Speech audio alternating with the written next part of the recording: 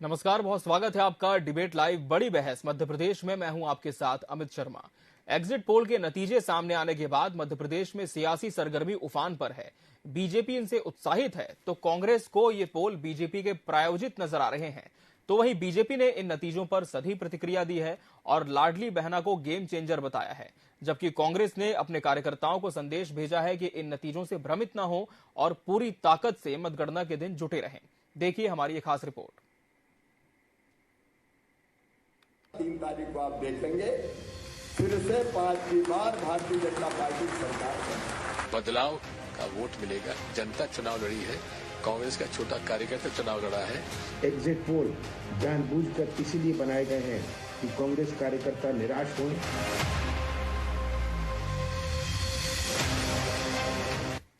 मध्य प्रदेश में चुनाव हुए, एग्जिट पोल आए, उम्मीद थी नतीजों का कुहासा छटेगा, लेकिन सस्पेंस बढ़ गया।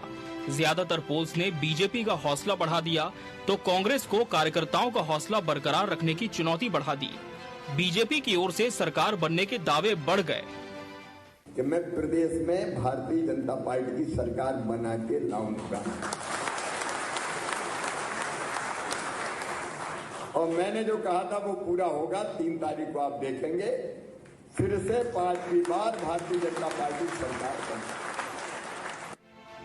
वहीं दूसरी तरफ वरिष्ठ कांग्रेस नेता दिग्विजय सिंह ने कहा कि उनकी पार्टी को 130 से ज्यादा सीटें मिलेंगी। कमलनाथ ने कहा कांग्रेस के सभी कार्यकर्ता पूरी ताकत से मैदान में आ जाएं। भाजपा चुनाव हार चुकी है।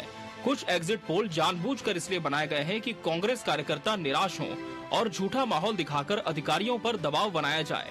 ये षड्यंत्र कामयाब होने वाला नहीं है कि इस चुनाव में मैं दावे के साथ कह सकता हूं कि मध्य प्रदेश के अंदर 130 सीटों से ज्यादा कांग्रेस पार्टी को सीटें मिलेंगी, स्पष्ट बहुमत मिलेगा। लोगों में एक भावना थी बदलाव की और बदलाव का वोट मिलेगा। जनता चुनाव लड़ी है, कांग्रेस का छोटा कार्यकर्ता चुनाव लड़ा है। लोग बाग ऊब चुके हैं शिवराज सिंह चौहान उनके झूठे वादों से और भारतीय जनता पार्टी के दुष्कर्मों से, भारतीय जनता पार्टी के कुशासन से। भाजपा चुनाव हार चुकी है।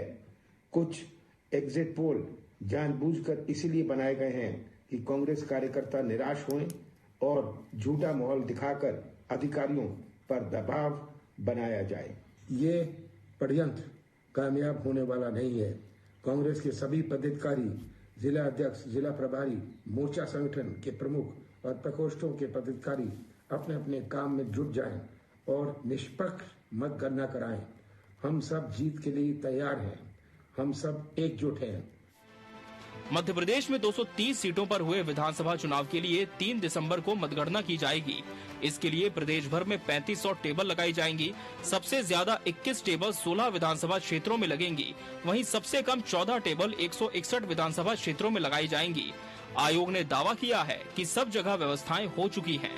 स्ट्रांग रूम पूरी तरह सुरक्षित है। सब जगह पर्याप्त फोर्स है।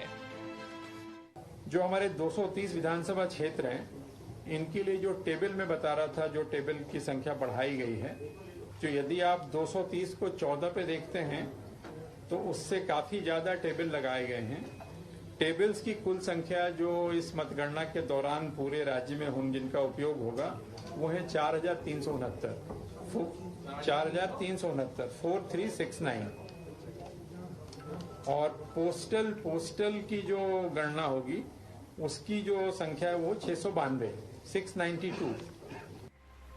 बहरहाल 3 दिसंबर शाम तक नतीजे पूरी तरह से सामने होंगे, मगर सवाल ये है कि नतीजे किसके पक्ष में आ रहे हैं। एग्जिट पोल से बढ़ता सस्पेंस काउंटिंग के दिन ही खत्म होगा। Bureau report, TV 24 news.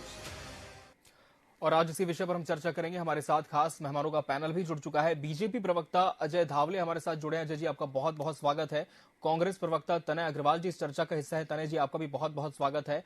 आम आदमी पार्टी का पक्ष रखने के लिए रमाकांत पटेल जी हमारे साथ जुड़े। रमाकांत जी, आपका भी बहुत बहुत स्वागत है।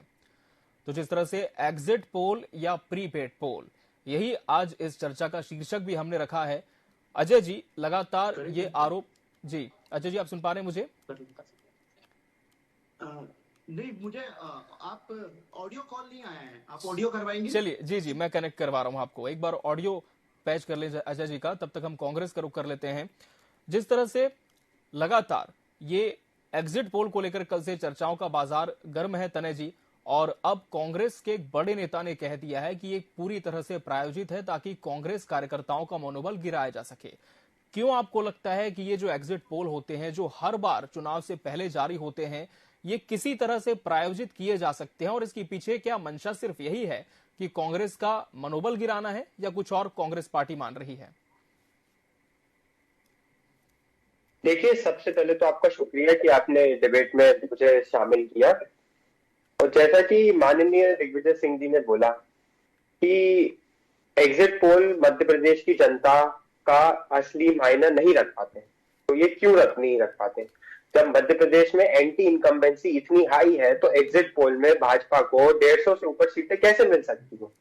क्या एग्जिट पोल भाजपा के द्वारा ही करवाए जाते हैं कि क्या एग्जिट पोल भाजपा के कार्यालय में जाके करवाए जाते हैं? इस पर सवाल उठना चाहिए। क्यों नहीं सवाल उठना चाहिए?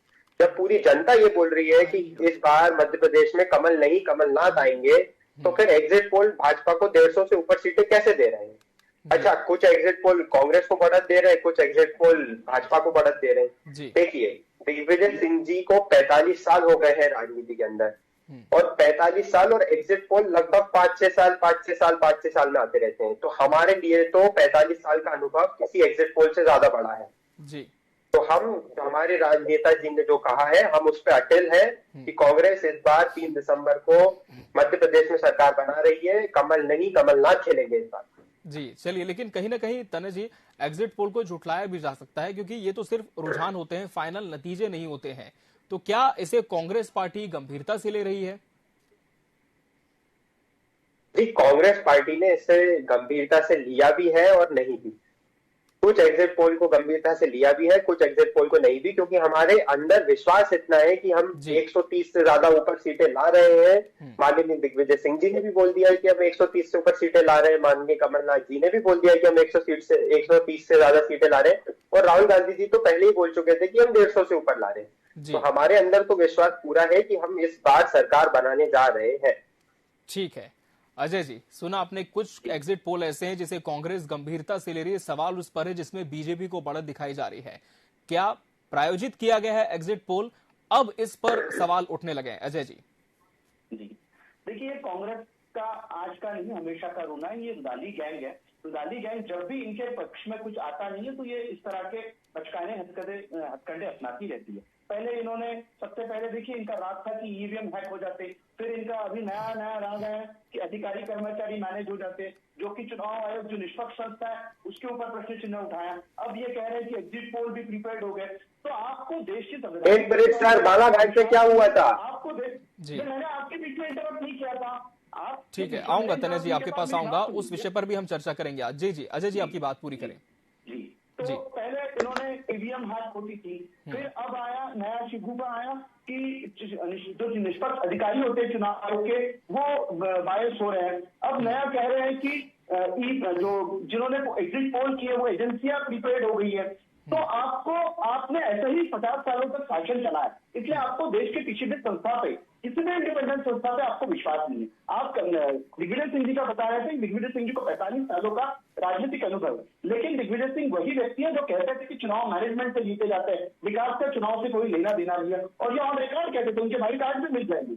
दिग्विजय सिंह वही व्यक्ति है जिन्होंने मध्य प्रदेश को गर्त में धकेला था। दिग्विजय सिंह वही व्यक्ति है जिन्होंने मध्य प्रदेश को एक कुशासन दिया है। दिग्विजय सिंह की वजह से मध्य प्रदेश बीमारियों का राज्य बना था, एक निगेटिव ग्रोथ वाला राज्य बना था, और वो बीमारियों का टाग हटाने के लिए भारतीय जनता पार्टी ने 20 वर्षों तक स्वर्णिम शासन किया मध्य प्रदेश में। उसकी वजह से आज मध्य प्रदेश विकसित बना है।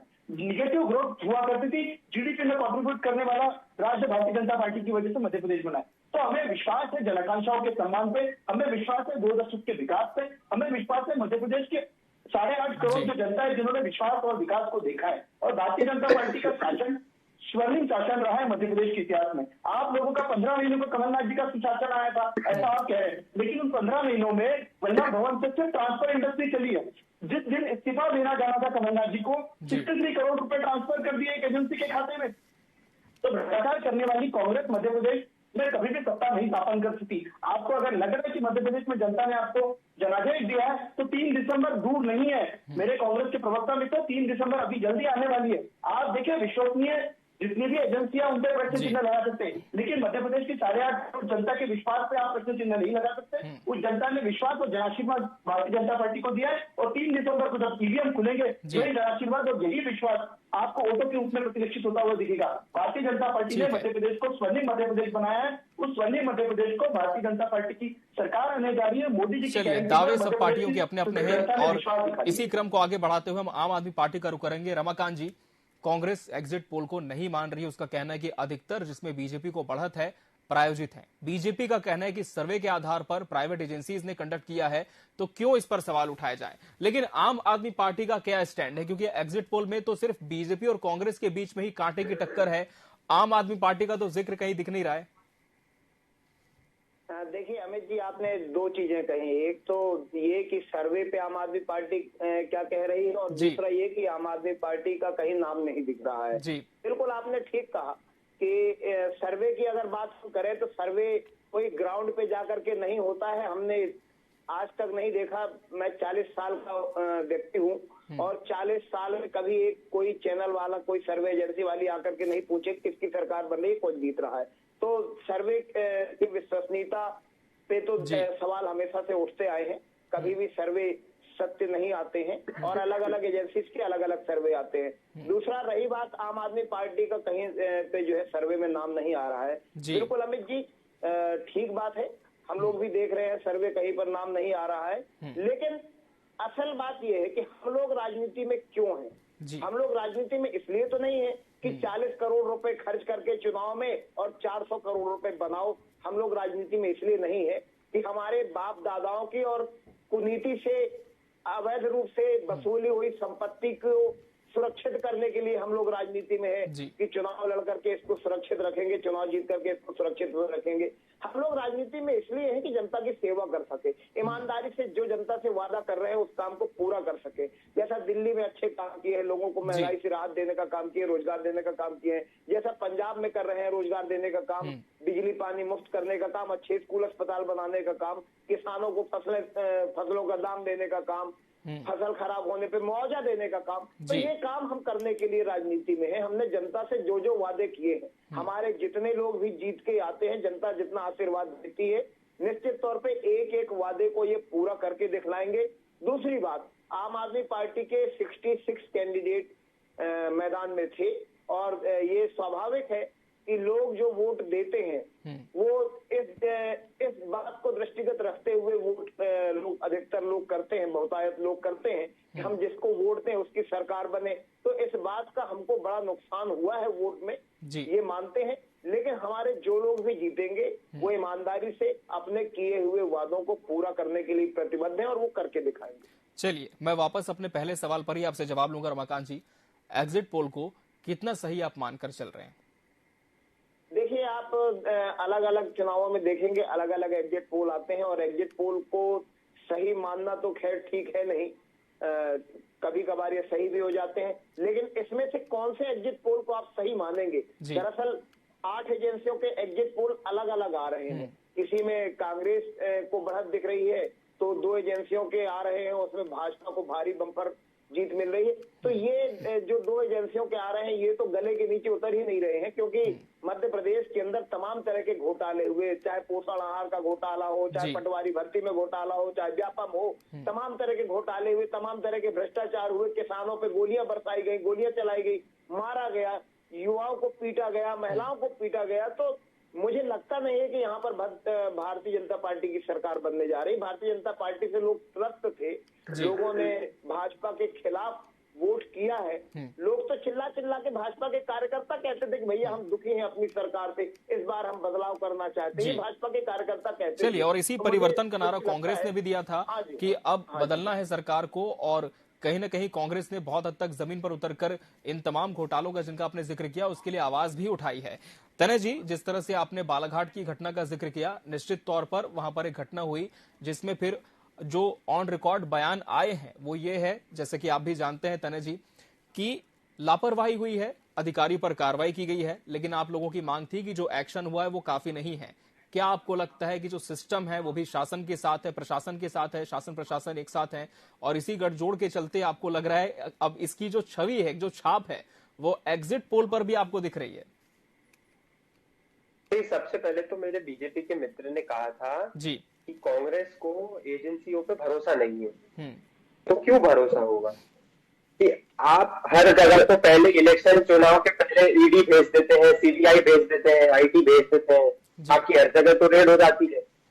जहां आपको लगता है कि हमारी सरकार नहीं बन रही, वहां सबसे पहले आप अपने इन 3 दोस्तों को, मित्रों को भेज देते हैं कि ये पहले हमारा फील्डिंग सेट कर दे, फिर हम आके बैटिंग और बॉलिंग इस पिच पे करेंगे। तो ये जो आप बोल रहे हैं कि एजेंसियों में विश्वास, तो एजेंसियों में विश्वास तो अब थोड़ा कम बचा है जी।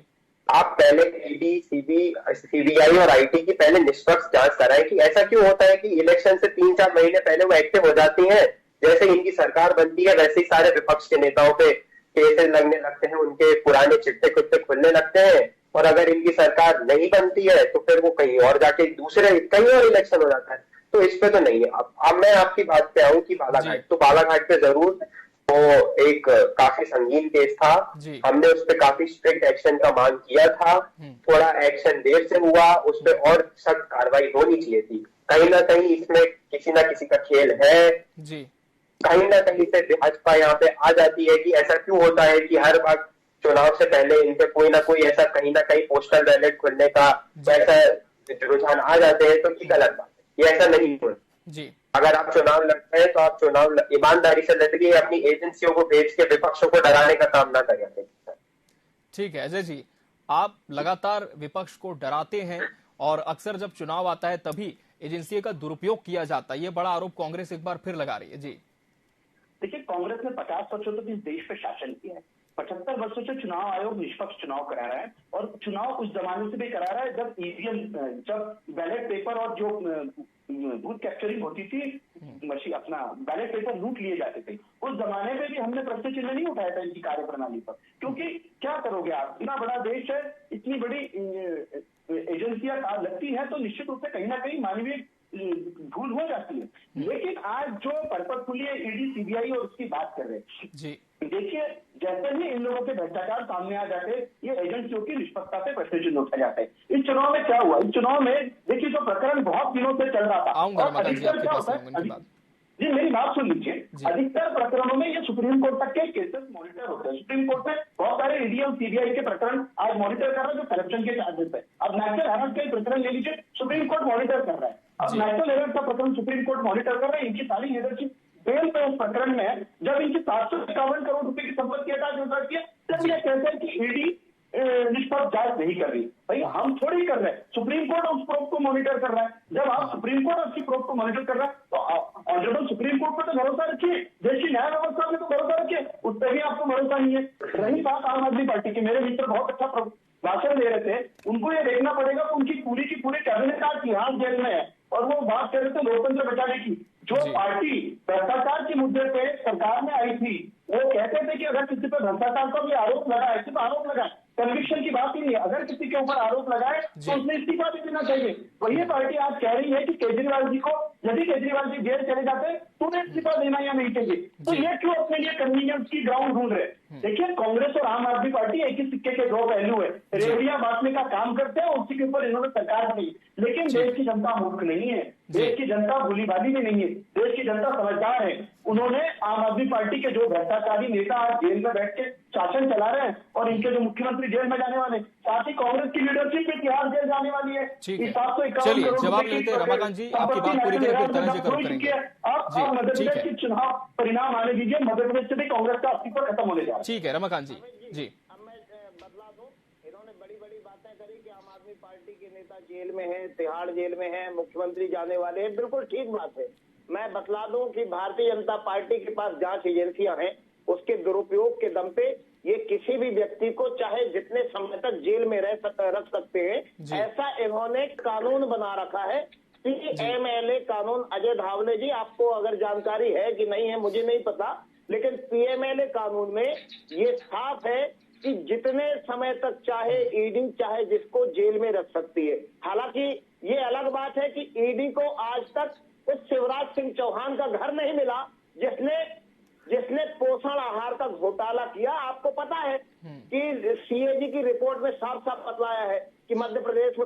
आहार घोटाला हुआ है और ये विभाग शिवराज सिंह चौहान जी देख रहे थे, तो पोषण आहार के घोटालेबाजों के पास आज तक ईडी नहीं पहुंच पाई है। फिर शक होता है कि जांच एजेंसियां क्या कर रही हैं, क्यों आज तक ईडी और सीबीआई की ठीक तरीके से जांच व्यापम के घोटालेबाजों पे नहीं हुई, क्यों पटवारी भर्ती के घोटालेबाजों पे नहीं हुई, क्यों जो किसानों को गोली मारी गई उन पे कोई जांच नहीं हुई। तो जांच नहीं हुई, ये मध्य प्रदेश की जनता समझ रही है। और जिस बात को ये रेवड़ी कह रहे हैं कि आम आदमी पार्टी सिर्फ रेवड़ी बांटती है, मैं आपको बताना चाहता हूं कि पिछले 5 साल में भारतीय जनता पार्टी की सरकार ने, मुख्यमंत्री शिवराज सिंह चौहान ने मध्य प्रदेश में एक भी व्यक्ति को रोजगार नहीं दिया है, किसी किसान के लिए कोई काम नहीं किया है, महिलाओं के लिए कोई काम नहीं किया है, महिलाओं की इज्जत लूटती रही और इनके नेता ऐश करते रहे, महिलाओं की इज्जत लूटती रही, इनके नेता चुनाव की तैयारी करते रहे, तो इन्होंने कोई काम नहीं किया है। इनको कहां से लोग वोट करेंगे? वोट नहीं करेंगे। और अगर आज ये शक जाए कि चुनाव को प्रभावित करने के लिए बालाघाट का सबने देखा कि कैसे जो है बैलेट पेपर को खोला गया, ये भारतीय जनता पार्टी डरी हुई है, परिणामों से डरी हुई है। जनता के बीच में जाकर के इन्होंने कोई काम नहीं किया। मैं अपनी बात से भटक गया था, मैं याद दिला दूं, इन्होंने कहा था कि मुफ्त की रेवड़ी, दरअसल मैं यहाँ पर था, इन्होंने मुफ्त की रेवड़ी कहा। पिछले 5 साल में एक नए पैसे का चवन्नी का काम नहीं किया जनता के लिए, और बात कर रहे हैं मुफ्त की रेवड़ी आम आदमी पार्टी बांट रही है। भैया, मुफ्त की रेवड़ी आम आदमी पार्टी नहीं बांट रही है, आम आदमी पार्टी जनता को उनका पैसा वापस कर रही है। हाँ, मध्य प्रदेश में 4.5 लाख करोड़ रुपए का कर्जा भारतीय जनता पार्टी ने किया, किसी को निःशुल्क कुछ नहीं दिया। चुनाव से ठीक पहले जो लाडली बहना का नाम लेकर के इन्होंने कुछ पैसा देने का काम किया है, ये मुफ्त की रेवड़ी है। आम आदमी पार्टी की सरकार तो जनता का पैसा जनता को वापस करने पे भरोसा करती है। हमने तो रोजगार दिया, हमने तो महिलाओं के लिए बसों की यात्रा निःशुल्क की, और हमने ये सब चुनाव को देखते हुए नहीं किया। चलिए तने जी आपकी बात जारी रखें। हमने तत्काल किया, हम चुनाव को देखते हुए नहीं। चलिए कार्यक्रम अंतिम चरण में है, जल्दी से जवाब ले लेते हैं। तने जी जवाब दें, फिर अजय जी को रुक करेंगे। तने जी देखिए, सबसे पहले तो भ्रष्टाचार की बात की, तो ये भ्रष्टाचार की बात ना ही करे तो ज्यादा अच्छा है जी। चाहे व्यापम इनके सरकार के दौरान हुआ, पोषण आहार घोटाला हुआ, पेपर लीक हुआ, पटवारी हुआ, फिर इनके खुद के केंद्रीय मंत्री का बेटा आ जाता है जो फोन पे बोल रहा है कि 100 करोड़ 200 करोड़ 50 करोड़ की तो ऐसी डीलिंग चल रही है जैसे माननीय चिल्लर हो। तो ये लोग जो है, ईमानदारी की बात इनके मुंह से नहीं सुने तो अच्छी लगती है। सर, आप लोग ईमानदारी की बात नहीं करा करिए तो अच्छी लगती है। दूसरे पॉइंट पे मैं आऊं कि ये बोल रहे रेवड़ी, तो सर 3 महीने पहले तक तो कोई लाडली बहना नहीं थी। इलेक्शन के 3 महीने पहले आपको लाडली बहना आ गई कि मामा जी आएंगे, बहनों को 1000 रुपए देंगे, 1500 रुपए देंगे, 1250 रुपए देंगे जी। जो कांग्रेस 1500 रुपए देने की बात कर रही है, वो नारी सम्मान की बात कर रही है।